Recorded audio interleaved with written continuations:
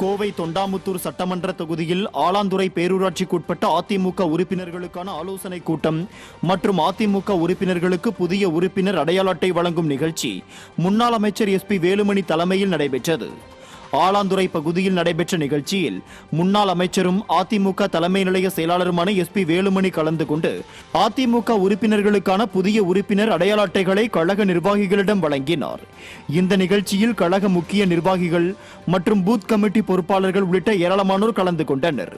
இதேபோல் கிணத்துக்கடவு சட்டமன்ற தொகுதி பேரூர் பேரூராட்சி செட்டிப்பாளையம் பகுதியில் தனியார் திருமண மண்டபத்தில் அதிமுக உறுப்பினர்களின் ஆலோசனை கூட்டம் மற்றும் அதிமுக உறுப்பினர்களுக்கு புதிய உறுப்பினர் அட்டை வழங்கும் நிகழ்ச்சி கழக அமைப்பு செயலாளரும் சட்டமன்ற உறுப்பினருமான தாமோதரன் தலைமையில் நடைபெற்றது. இதில் கலந்து கொண்ட முன்னாள் அமைச்சரும் அதிமுக தலைமை நிலைய செயலாளருமான SP வேலுமணி கழக உறுப்பினர்களுக்கு ஆலோசனைகளை வழங்கினார். இதையடுத்து முன்னாள் அமைச்சர் SP வேலுமணி மற்றும் சட்டமன்ற உறுப்பினர் தாமோதரன் ஆகியோர் அதிமுக உறுப்பினர்களுக்கு புதிய உறுப்பினர் அடையாள அட்டைகளை வழங்கினர். இதில் கழக நிர்வாகிகள் ஏராளமானோர் கலந்து கொண்டனர். 2026ஆம் ஆண்டில் அதிமுக ஆட்சி அமையும் என முன்னாள் அமைச்சர் விஜயபாஸ்கர் தெரிவித்துள்ளார். புதுக்கோட்டை மாவட்டம் விராலிமலை அருகே உள்ள ஜெயமங்கலம் கிராமத்தில் எருதுக்குட்டை பெருமாள் சாமி கோயிலில் எருது விடும் விழா நடைபெற்றது. இதில் அதிமுக முன்னாள் அமைச்சர் விஜயபாஸ்கர் பங்கேற்று சுவாமி தரிசனம் செய்தார். அப்போது செய்தியாளர்களை சந்தித்த அவர் கொல்கத்தாவில் உயிர்காக்கும் உத்தம தொழிலான மருத்துவ தொழிலில் ஈடுபட்டு வந்த பயிற்சி மருத்துவர் பாலியல் வன்கொடுமைக்குள்ளாக்கப்பட்டது ஏற்றுக்கொள்ள முடியாதது என்றும் தமிழகத்தில் டெங்கு காய்ச்சல் பாதிப்பு கடுமையாக உள்ளதாகவும் குற்றம் சாட்டினார்.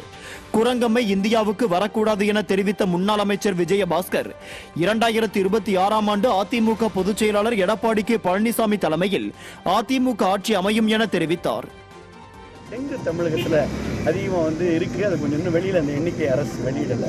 டெங்கு பாதிப்பு கடுமையாக இருக்குது. அதனால் அரசு தேவையான முயற்சிகள் சீதோஷ்ண நிலை மாறுகின்ற பார்த்தீங்கன்னா இப்போ ரெயின் இருக்குது. இப்போ திடீர்னு இப்போ கடுமையாக வெயில் அடிக்கணும். ஸோ இந்த சீதோஷ்ண நிலை மாறுகின்ற பொழுது அந்த வைரஸுடைய பரவல் என்பது வேகமாக இருக்கணும் வல்லுநர் சொல்கிறாங்க. அதில் அரசு கவனமாக இருக்கணும்னு சொல்கிறோம்.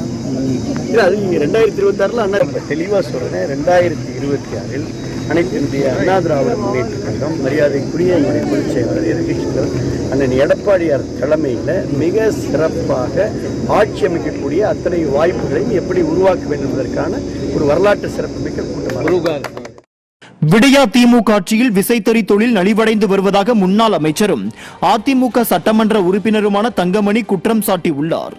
நாமக்கல் மாவட்டம் பள்ளிப்பாளையம் ஊராட்சிக்குட்பட்ட பகுதிகளில் அதிமுக உறுப்பினர் அடையாள அட்டையை வழங்கிய பின்னர் பேசிய அவர் விளம்பர திமுக ஆட்சியில் இலவச வேஷ்டி சேலை திட்டம் முறையாக அமல்படுத்தப்படவில்லை என்றார்.